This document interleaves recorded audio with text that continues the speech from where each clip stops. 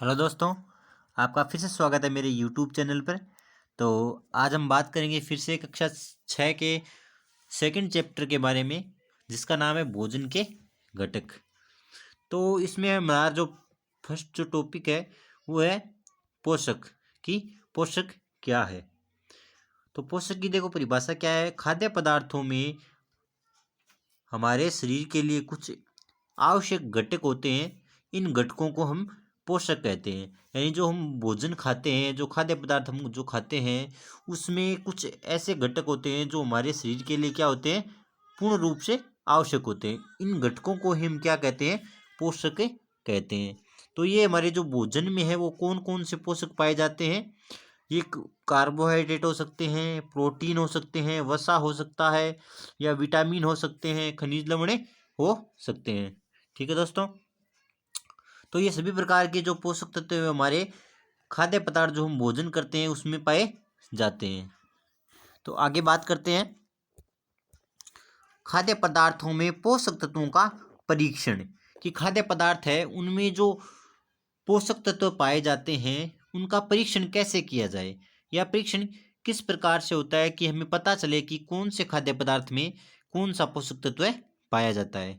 तो हम पहले बात करते हैं कार्बोहाइड्रेट के बारे में। तो कार्बोहाइड्रेट को ही क्या कहते हैं, मंड कहते हैं या फिर स्टार्च कहते हैं। ठीक है दोस्तों। कार्बोहाइड्रेट का परीक्षण हम किस प्रकार करेंगे, तो देखेंगे परीक्षण के दौरान खाद्य पदार्थों का नीला या काला रंग मंड की या कार्बोहाइड्रेट की उपस्थिति को दर्शाता है। अगर हम किसी प्रकार का परीक्षण करते हैं खाद्य पदार्थ में, तो उस परीक्षण के दौरान खाद्य पदार्थ का रंग अगर नीला या काला हो जाता है, नीला या काला हो जाता है, तो वो मंड की उपस्थिति को दर्शाता है। ठीक है दोस्तों। आगे चलते हैं प्रोटीन के लिए परीक्षण। अगर अगर आपको किसी खाद्य पदार्थ में प्रोटीन का परीक्षण करना है, तो आपको परीक्षण के दौरान खाद्य पदार्थ का अगर बैंगनी रंग मिलता है तो वो प्रोटीन की उपस्थिति को दर्शाता है। ठीक है दोस्तों। आगे बात करते हैं वसा के परीक्षण के लिए। तो वसा के परीक्षण के लिए आपको क्या करना है, परीक्षण के दौरान खाद्य पदार्थों को किसी कागज पर रगड़ने पर कागज पर तेल के धब्बा या तेल का धब्बा खाद्य पदार्थ में वसा की उपस्थिति को दर्शाता है। अगर आप किसी कागज पर उस जिस खाद्य पदार्थ का आपको पता करना है कि ये वसा है या कुछ और पोषक तत्व है, तो आपको उस खाद्य पदार्थ को किसी कागज पर लेकर उसे रगड़ना है। तो उससे क्या होगा कि उस पर कागज पर तेल के धब्बे है वो आ जाएंगे। तो वो क्या दर्शाएगा, वसा की उपस्थिति दर्शाएगा। ठीक है दोस्तों। तो आगे देखिए शरीर के लिए पोषक तत्वों की उपयोगिता। कि जो हमारा शरीर है उनको अगर पोषक तत्व मिलेंगे तो वो हमारे लिए किस प्रकार उपयोगी होंगे। तो हमारा पहला पॉइंट है कार्बोहाइड्रेट मुख्य रूप से हमारे शरीर को ऊर्जा प्रदान करते हैं। वसा से भी ऊर्जा मिलती है, परंतु कार्बोहाइड्रेट की तुलना में वसा की समान मात्रा से हमें अधिक ऊर्जा प्राप्त होती है। यानी कार्बोहाइड्रेट और वसा है वो दोनों हमें ऊर्जा प्रदान करते हैं, लेकिन कार्बोहाइड्रेट की तुलना में वसा हमें क्या करता है, अधिक मात्रा में ऊर्जा प्रदान करता है। और ऊर्जा देने वाला भोजन भी कहा जाता है। यानी अगर किसी प्रकार भोजन किसी भी भोजन में वसा और कार्बोहाइड्रेट की मात्रा पाई जाती है, तो उस भोजन को क्या कहते हैं, ऊर्जा देने वाला भोजन कहते हैं। ठीक है दोस्तों। आगे हम देखते हैं कार्बोहाइड्रेट के कुछ स्रोत। यानी कार्बोहाइड्रेट है वो किस खाद्य पदार्थ में पाया जाता है। तो पहला इसमें शकरकंदी, आलू, गन्ना, पपीता, गेहूं, तरबूज, चावल, बाजरा, मक्का, आम इत्यादि में कार्बोहाइड्रेट की मात्रा है वो पाई जाती है। ठीक है। आगे है वसा में वसा के कुछ स्रोत। तो वसा कौन से स्रोतों में पाई जाती है या कौन से खाद्य पदार्थों में पाई जाती है, मूंगफली में, गिरी में, तेल में, तिल में। यानी ये सभी पादप स्रोत है, इनमें क्या पाई जाती है, वसा पाई जाती है। इसके अलावा जंतु स्रोत भी हैं, उनमें कौन है, मांस, मछली, अंडे, घी, इनमें भी क्या पाई जाती है, वसा पाई जाती है। ठीक है दोस्तों। आगे है प्रोटीन की सेकेंड पॉइंट है प्रोटीन की आवश्यकता शरीर की वृद्धि तथा स्वस्थ रहने के लिए होती है। यानी अगर आप किसी भी प्रकार का भोजन खा रहे हो, अगर उसमें प्रोटीन है तो आपको क्या करेगा, वो प्रोटीन शरीर की वृद्धि करेगा और हमें स्वस्थ रखने के लिए कार्य करेगा।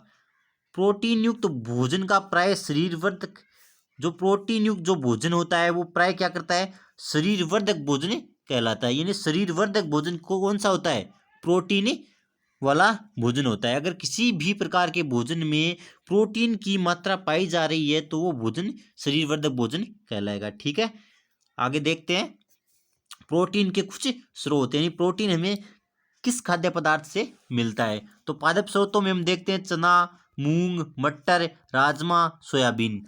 ठीक है, और जंतु स्रोत है उनमें देखते हैं पनीर, मांस, मछली, अंडे और दूध में प्रोटीन पाया जाता है। अगला नेक्स्ट पॉइंट है विटामिन रोगों से हमें शरीर की रक्षा करते हैं। विटामिन रोगों से हमारे शरीर की रक्षा करते हैं। विटामिन हमारे आँख, अस्थियों, दांत, मसूड़ों को स्वस्थ रखने में भी सहायता करते हैं। विटामिन हमें क्या करते हैं, विभिन्न प्रकार के रोगों, यानी शरीर के जो आँख, अस्थियां, दांत और मसूड़े हैं उनको स्वस्थ रखता है और रोगों से हमें सुरक्षा प्रदान करता है। तो विटामिन के कई प्रकार भी हैं, तो पहला पॉइंट हमारा कौन सा है, विटामिन ए। यानी विटामिन की जो प्रकार है उनमें पहला है विटामिन ए। विटामिन ए हमारी त्वचा और आंखों को स्वस्थ रखता है। यानी अगर विटामिन ए हमारे द्वारा भोजन में पाया जाता है तो उससे हमें त्वचा और हमारी जो आंखें हैं वो स्वस्थ रहती है। विटामिन ए वो कौन से खाद्य पदार्थों में पाया जाता है, कौन से स्रोत में, आम, पपीता, गाजर, दूध और मछली के जो तेल है उसमें विटामिन ए पाया जाता है। ठीक है दोस्तों, आगे विटामिन बी के जो स्रोत है वो गेहूं, यकृत और चावल है। यानी विटामिन बी इन खाद्य पदार्थों में पाया जाता है। अगला है विटामिन सी। विटामिन सी बहुत से रोगों से लड़ने में हमारी मदद करता है। इसके जो स्रोत है विटामिन सी के संतरा, टमाटर, अमरूद, मिर्च, नींबू और आंवला है। आगे है विटामिन डी। विटामिन डी हमारी अस्थियों और दांतों के लिए कैल्शियम का उपयोग करने में हमारे शरीर की सहायता करता है। यानी विटामिन डी है वो कैल्शियम का निर्माण करता है। ठीक है दोस्तों, हमारे शरीर में। और विटामिन डी है उसके स्रोत है वो कौन कौन से हैं, देखो स्रोत है वो दूध है, घी है, अंडे और मछली है। ठीक है, इन सभी स्रोतों से क्या मिलता है, हमें विटामिन डी प्राप्त होता है। ठीक है दोस्तों, आगे देखते हैं हमारा शरीर सूर्य के प्रकाश की उपस्थिति से भी विटामिन डी का निर्माण करता है। हमारा शरीर क्या करता है, सूर्य का जो प्रकाश है उसकी जो उपस्थिति में क्या किसका निर्माण करता है, विटामिन डी का निर्माण करता है। ठीक है दोस्तों, ये आपको ये नोट कर लेना, ये इंपॉर्टेंट क्वेश्चन है। अगला है खनिज लवण। खनिज लवण के बारे में बात करते हैं तो खनिज लवण कौन कौन से, एक आयोडीन हो गया, एक फास्फोरस हो गया, एक लो हो गया और एक कैल्शियम हो गया। ये सभी क्या है, खनिज लवण है। और ये जो आयोडीन का जो जो स्रोत है, आयोडीन हमें खनिज लवण है वो कहाँ से प्राप्त होता है, पालक से, अदरक से और मछली से। और जो फास्फोरस जो लवण है वो कहाँ से प्राप्त होता है, दूध से, केले से और मिर्च से। और जो लोह जो खनिज लवण है वो कहाँ से प्राप्त होता है, सब्जियों से और सेब से। और जो कैल्शियम जो खनिज लवण है वो हमें दूध और अंडे से प्राप्त होता है। ठीक है दोस्तों, आगे चलते हैं। अगला हमारा पॉइंट है वो है संतुलित आहार। संतुलित आहार क्या होता है, तो इसकी परिभाषा देखते हैं। पहले हम सामान्यतः पूरे दिन में जो भी कुछ हम खाते हैं उसे आहार कहते हैं। यानी संतुलित आहार की बारे में बात करें तो उसमें पहले आहार देखते हैं कि जो हम पूरे दिन में जो भोजन करते हैं, जो हम खाते हैं उसे क्या कहा जाता है, आहार कहा जाता है। आगे देखते हैं, आहार में हमारे शरीर के लिए आवश्यक सभी पोषक तत्व तथा पर्याप्त आहारी रेशे और जल उचित मात्रा में उपस्थित रहता है तो वह संतुलित आहार कहलाता है। यानी अगर हम जो भोजन खा रहे हैं उसमें सभी प्रकार के जो पोषक तत्व हैं जैसे कार्बोहाइड्रेट, प्रोटीन, वसा, विटामिन पाए जा रहे हैं, उसके साथ आहारी रेशे और जल भी उचित मात्रा में उपस्थित है तो वो भोजन क्या कहलाएगा, संतुलित भोजन कहलाएगा या संतुलित आहार कहलाएगा। ठीक है दोस्तों, अगला है अभावजन्य रोग। अभावजन्य रोग, ये रोग है, इसकी परिभाषा देखते हैं हम। एक या अधिक पोषक तत्वों का अभाव हमारे शरीर में रोग अथवा विकृतियां उत्पन्न कर सकता है। वे रोग जो लंबी अवधि तक पोषकों के अभाव के कारण होते हैं उन्हें अभावजन्य रोग कहते हैं। यानी एक या अधिक पोषक तत्वों, यानी हम जो पोषक तत्व हमें मिलता है भोजन के द्वारा, अगर उसकी भोजन में क्या हो जाती है, पोषक तत्वों की कमी हो जाती है, तो हमारा जो शरीर है वो रोग और विकृतियों से ग्रसित हो जाएगा। तो अगर ये जो वो रोग है वो क्या होगा, या वो जो पोषक तत्व है उसका हमारे शरीर को लंबे समय से प्राप्ति नहीं हो रही है, तो हमें रोग उत्पन्न होगा। तो उस रोग को क्या कहेंगे, हमें अभावजन्य रोग कहेंगे।